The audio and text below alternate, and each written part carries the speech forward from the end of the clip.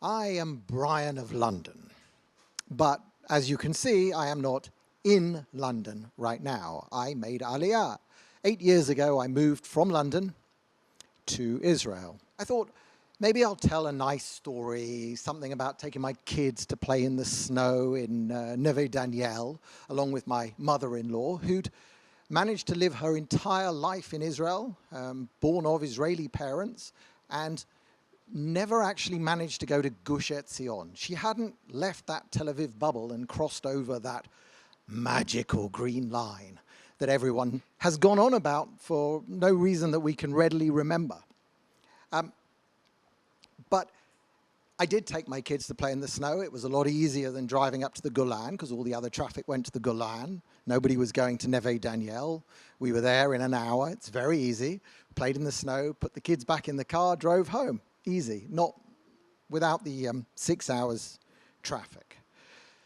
But that makes me think, why do we have misconceptions about Israel, even amongst Israelis? I can understand the international world. But I'll go back now, over 8 years ago, to why I left Britain. I grew up there. It was my home. I was comfortable there.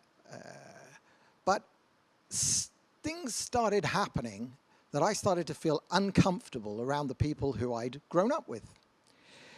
One day, this is probably in about 2005, 2006, I made a conscious decision to show some of my British, non-Jewish friends a film that had been made by Professor Landis. Professor Landis made a film about Mohammed al-Jura. Now, you might remember that name. Mohammed al-Jura was a little kid who, allegedly, was shot and killed. And this happened in September 2000.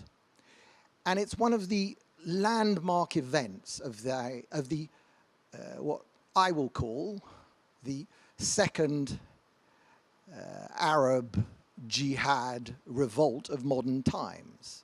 I won't use another word. And that second Arab revolt of modern times, this image of a little child crouching down behind a barrel in the arms of his father and supposedly being shot by Israeli troops, that image went out on the news. It went out on the news first in France and then across basically the entire world. It eventually made its way onto a postage stamp. It's an image many parts of this country and in fact the whole Arab and even Muslim world.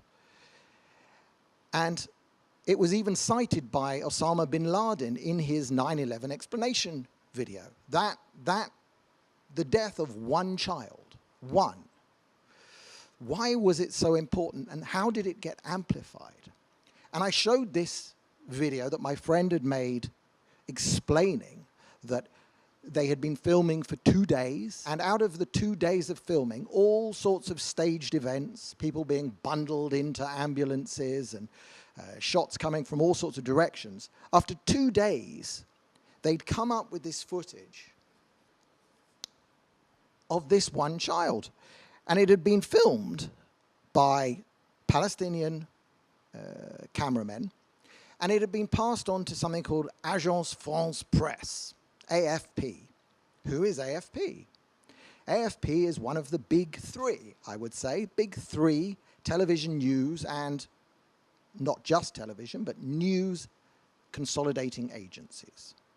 So now I'll move on to the real center of the story. And I'm going to jump back even 2 years, 2003, the very start of the Gulf War. I was a management consultant in London. That was my career. And I wound up doing a project for something called Associated Press Television News. You've all heard of AP, Associated Press. APTN is the television part, and they do pretty much the same job. And what is the job of a newswire? Now, people inside the media sort of know this, but I don't think the vast majority of people understand how their news is made. How's the sausage made? Well, what happens is this.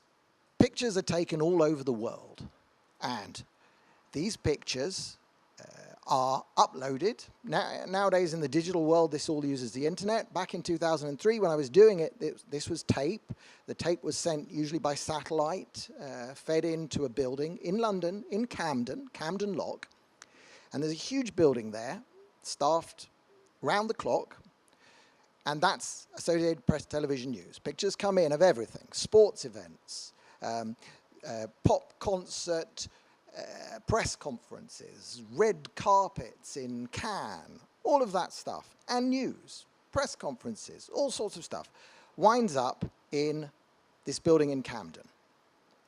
And in Camden, it is edited.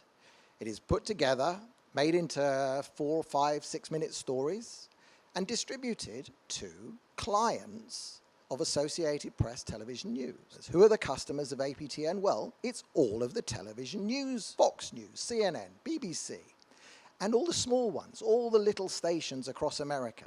All of them subscribe to APTN. All of them pay a fee for their feed, and what that fee gets them is the right to show any of these pictures. That's a business model that's grown up over a century, less for the television news, but it's essentially the same business model that AP works on. AP's history is that it was started in the late 1800s as a club, basically, by the big newspapers on the east coast of America. They were getting their news from the west coast, and each one of them was paying someone to send a telegram, a telegraph, and that was costing them a lot of money. So they said, we'll write the story once in San Francisco or LA, and we'll send it once, and then we'll all print our version of the same story. And essentially, that club, that Associated Press Club, is what we have today. And Associated Press Television News is its television arm. Now, APTN, it operates in London as a for-profit enterprise, and the money goes back to AP. And for the whole world, they produce stories. But there's one part of the world, and I discovered this because I was actually in their offices for a 6-week period. One part of the world gets a very special service.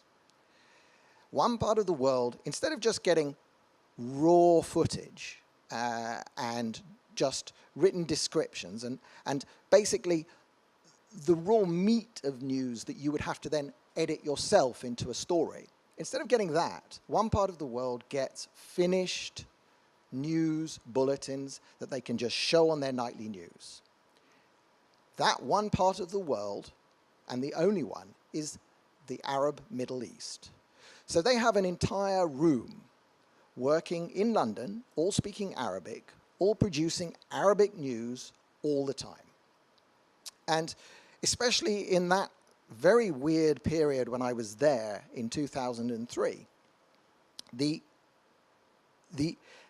what was on the screens was the outbreak of this Gulf War. What was on the screens was the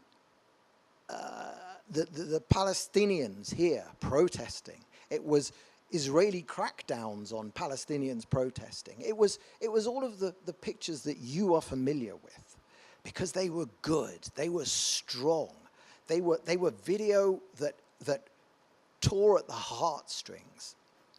And that room full of Arabic journalists was as big as the room that did the television for the entire world. So think of this. In London, you have 2 rooms, one for the whole world, one just for the Middle East. And the Middle East room is producing stuff tailored to the tastes and the needs of the rulers of the Arab world. And what do they want to show their people? They want to show their people poor, oppressed Palestinians, because it's one of their methods of control. One of their methods of control is, however bad you think you've got it in this emirate, it's far worse under the Jews. That's what they showed. And what I discovered was that as jobs came up in one room or the other, there was total cross-population. So the room full of Arabic speakers doing the Arab news would send people across to the room doing the news for the entire world. And I couldn't really believe what I'd seen. And it took me some years, I guess, to process what I believe this was. What it means is that pro-Israel stuff. You want to film pro-Israel stuff back in that day? You'd never get it through. It would be dropped either at the bureaus at this end, and if it did make it through a bureau in Jerusalem, it would get dropped on the floor in Camden. It just wouldn't get out. There was a massive filtering of what was permissible to say that went to the entire world. And remember, APTN, you've never heard of it because you watch Fox, you watch CNN, you watch the BBC, you watch Sky. All of these are getting their pictures from APTN and Reuters, which I don't have personal experience at Reuters, but all of them get this filtered news. And this shocked me to the core because I understood back then, and this was pre-YouTube, remember, I understood this was not, there was no way that this was going to allow us to get a fair hearing about Israel. How did this come to pass? Now, you can say that it was accidental, and I, for some time, thought that perhaps this was accidental. But I came to know a woman called Batya Or, and Batya Or had written a book in 2002 called Islam and Dhimmitude. And I felt that there was something in there that really struck a chord with me, knowing what I knew about APTN. What Batya Or had done in that book is she'd looked through the proceedings of something called the Conference in Support of Arab Peoples, which was something that the Arabs had been holding since pretty much straight after their massive defeat in 1967. And each year they would get together and have this big club, and they would minute it, and they would print the minutes in Arabic, and I think sometimes even in English translation, but nobody would read them. And one of the things that they resolved to do every year, and I'll read from her book, she said, successive Arab conferences resolved to contribute vast sums to universities, centers for Islamic studies, international communications agencies, and private and governmental organizations in order to win over world opinion. And what did I know from APTN? I knew that APTN's profitability was massively, massively skewed towards this Arab service. The Arab countries paid a vast amount more for their full-featured service than even the BBC or CNN were paying for their service, which made the Middle East part much more profitable. If that was set up by accident, well, it was a very, very, very fortuitous accident if you wanted to corrupt news at its very source. So I showed a video to my friends in England. I showed a video of this Mohammed El Jura and how it was created and how the raw footage got turned into a highly emotive piece of film that literally changed the world, and how it got spread by news agencies in a way that has affected our world, our entire world, and not just Israel, forever. And my best friend at the time, and I really have little contact since then, said to me, if they're this good, and by them he meant the people producing the video, if they're this good, you're effed. And that was when I started to think I didn't want to live in the UK anymore. I wanted to come here, be with my people, in the indigenous land of the Jews, a land where we talk about having all the marks of indigenousness, blood, culture, language, land, and spirituality. We have all of that here. And somehow, since 1967, the narrative has been inverted, and we've allowed that, and somehow we're the colonial invaders and not the Arab conquest. But I can see in my head how that got inverted. It was deliberate. It happened on our watch.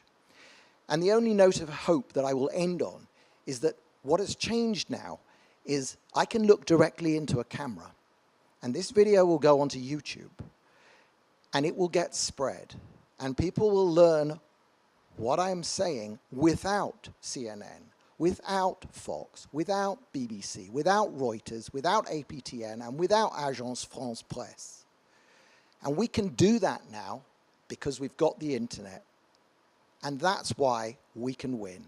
Just as we will win against the Palestinians because they're fighting us they're fighting as if we're colonial invaders, and we're not, and their tactics will lose. We're home, we're indigenous, and we'll win both on the ground and on the internet. Thanks very much for having me.